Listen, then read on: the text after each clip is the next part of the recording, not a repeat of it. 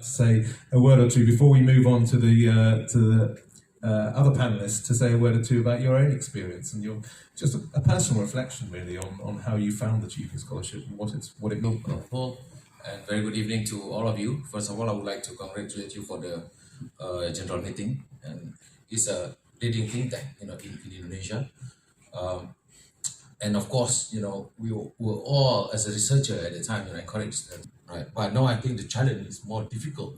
You see all these bunch of university kids, all over, like environment, activists in Indonesia. 4 of them Chevening scholars care more about what this scholarship has achieved. When this front bench actually not very aware of this the impact of the Chevening. So they eat nasi goreng, they eat all this sambal. Just the night before they have to play for the final game. So that's I think need to change expertise. So it's been really a great I think program and also experience. It's not only months of IR at the London School of Economics, and then some teach in Leeds and so on. So for to Hannah, actually we did not meet during the Chevening, but it's helped because we get married in all. But my scholarship does not give a scholarship for PhD students because mayors quaking in their boots at the thought of Chevening scholars prosecute them. My activist don't need the 2 years working experience as it was imposed now and I think I was just lucky. I was a student activist, and in 93, 94, the situation in Indonesia is not really great if you're a student activist. So the opportunity of being able to go abroad and study and so value that I got it from the Chevening scholars. Also from the Chevening scholars, the English language courses that we get. To SOAS, so I did my master's international politics of Asia from SOAS. Because also want to just like that you can build from that, and we just came back in the right time of 97 and 98 when the head of the peatland restoration is my cohort of Chevening. Come to her like, can you do this? Yes, always, because we know that at some when we have to return what we got. Okay, I think of the other Chevening scholars are now in the MD Embassy Chevening alumni.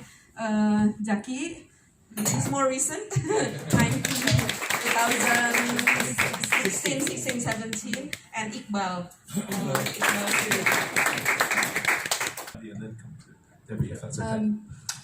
My name is Santi Darmawan. I'm a Chevening cohort of 2013 to 2014. I studied political economy at King's College London, and I'm now working here in a PR agency, but for financial communications, just 3 minutes away from this office. To me, Chevening, I think it's really the highlight of sort of my adulthood, and it really expanded sort of opportunities that I was exposed to in terms of a career.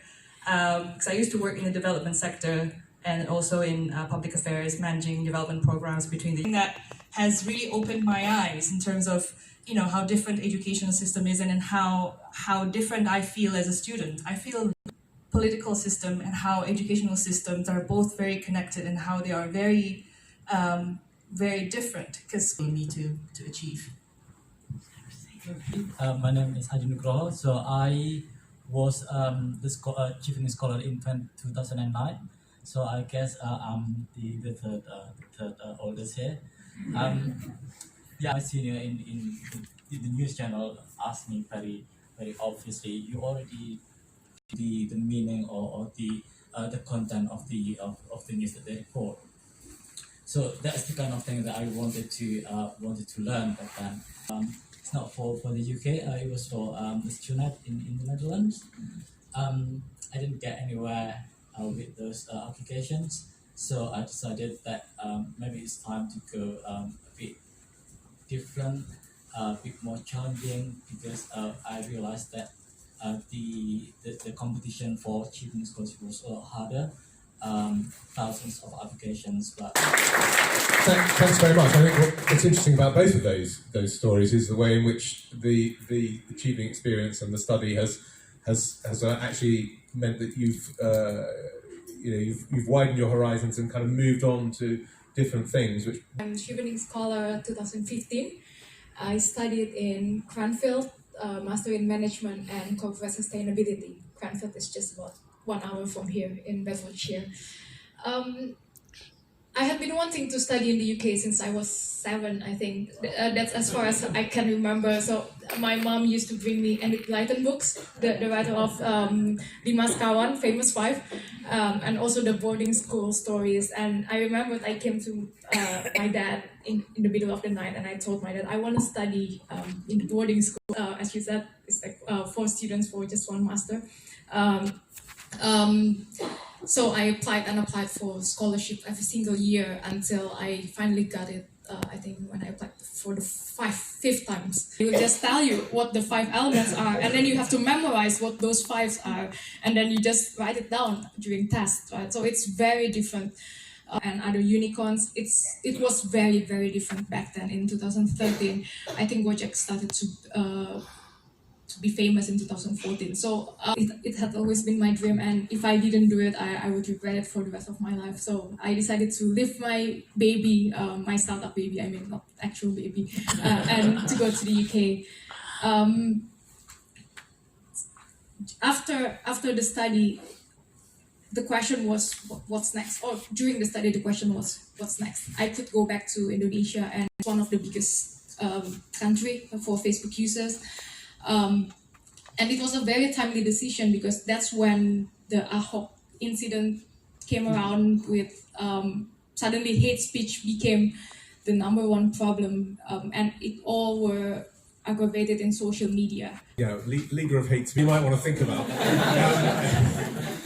But thank you very much indeed. Stories, in fact. I think one question I'd have for the panel is because it comes up quite a bit in discussions with scholars at the end of their scholarships, is around meeting Brits on your programme, because I think we get quite a bit of feedback from some scholars that actually the courses of study were great, and I think all of you have given really positive testimony. Actually, that's one of my disappointments with not with the program, but more with the university, because in the program journalism master's degree in my university, the classes were separated between Some of 12 months. The burden of like, this is a scholarship. You have to pass, and then not just pass. You have to pass really well. So Very few Brits actually doing master's degree.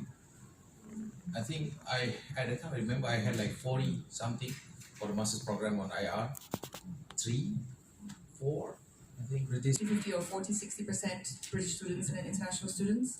But one thing that was really I was really impressed by is the quality of the lecturer, actually, because I remember what we see from these talents. I mean, it's great that Chevening scholars not only getting the very exceptional and talented Chevening scholars, very driven, I think observe quite regularly. What we found though, a lot of Chevening scholars, or those who are coming to the UK with scholarship, they don't put career in the forefront of their mind. Perhaps some of the master's students already bombarded all of these classes, I mean, for only 1 year.